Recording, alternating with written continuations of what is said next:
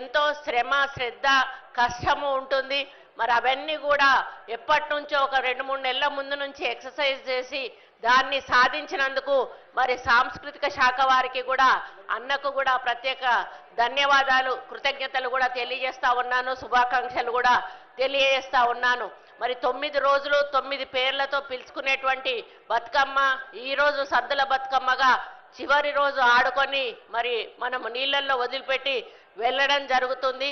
ముఖ్యంగా మన బతుకమ్మ ఆట అనేది తీరొక్క పువ్వుతోటి ఆడి బతుకమ్మను పేర్చి మరి ఆ బతుకమ్మను పూలనే పూజించే పండుగ ఈ బతుకమ్మ పండుగ.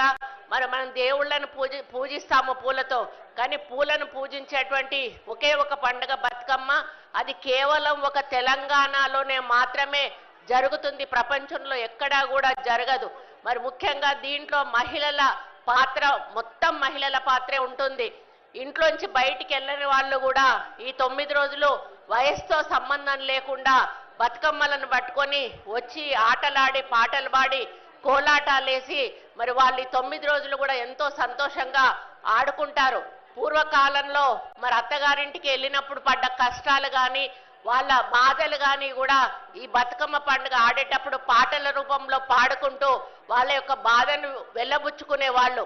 మరి అదే క్రమంలో ఈ రోజు వరకు కూడా మనం అందరం కూడా పాటలు పాడుతూ ఆటలాడుతూ బతుకమ్మను మరి ఆడుకుంటా ఉన్నాము. కాకపోతే మధ్యలో కొన్ని రోజులు కొంతమంది బతుకమ్మను మేమే తీసుకొచ్చాము, మా వల్లనే బతుకమ్మ మళ్ళీ పుట్టింది అనేటువంటి మాట చెప్పుతూ బతుకమ్మ యొక్క ఆట యొక్క రూపురేఖలు మార్చేసి డిస్కో డ్యాన్స్లు మరి వెస్టర్న్ డ్యాన్స్ల కల్చర్ తీసుకొచ్చారు.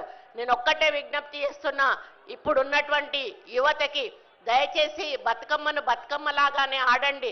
మీరు కావాలనుకుంటే మీ ప్రైవేట్ ఫంక్షన్స్లో వెస్టర్న్ కల్చర్ వాడుకోండి, కానీ దయచేసి బతుకమ్మ ముందు మాత్రం వెస్టర్న్ కల్చర్తో అస్సలు ఆడవద్దు అనేది నేను తెలియజేస్తా ఉన్నా. పూర్వకాలం నుంచి మన పెద్దలు ఎట్లా ఆడుతా ఉన్నారో అదే పద్ధతిలో ఆడాల్సిన అవసరం ఉందని కూడా విజ్ఞప్తి చేస్తా ఉన్నాను. మరి అదేవిధంగా దసరా కూడా రేపు లేదు ఎల్లుండి దసరా కూడా జరుపుకోబోతున్నాము. మరి ఆ దసరా సందర్భంగా కూడా మీ అందరికీ శుభాకాంక్షలు తెలియజేస్తూ మళ్ళీ ఒకసారి బతుకమ్మ ఇది గిన్నీస్ బుక్లో ఎక్కిన మన తెలంగాణ ప్రభుత్వానికి, అదేవిధంగా దసరా ఉత్సవాలు జరుపుకోబోతున్న మీ అందరికీ కూడా పేరు పేరున ధన్యవాదాలు అర్పించుకుంటూ మమ్మల్ని ఆహ్వానించి ఇంత మంచి కార్యక్రమంలో పాలు పంచుకునే అవకాశం కల్పించిన సాంస్కృతిక మరి డిపార్ట్మెంట్ మినిస్టర్ గారైన